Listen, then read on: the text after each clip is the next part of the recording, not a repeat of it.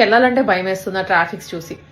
ఒక ప్లేస్ నుంచి ఒక ప్లేస్ కి ట్రావెల్ చేయాలంటే ఒకప్పుడు అరగంట పట్టేది ఇప్పుడు గంట పట్టేస్తోంది. బికాజ్ ప్రతి ఒక్క పెట్రోల్ బంక్ ముందు బారులు తీరిపోతున్నారు. కార్లు కానీ, బండ్లు కానీ, ఆటోలు కానీ, బస్సులు కానీ.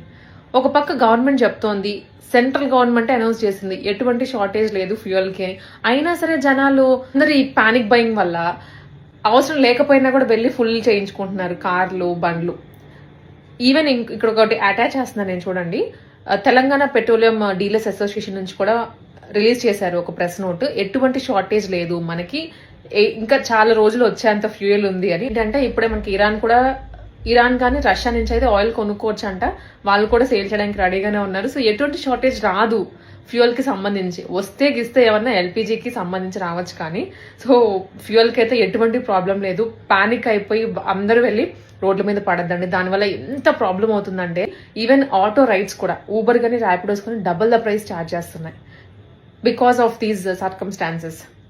ఫ్యూయల్ వల్ల, ట్రాఫిక్ వల్ల బుక్ అయినా క్యాన్సిల్ చేసేస్తున్నారు. చాలా ఇబ్బంది అయిపోతుంది.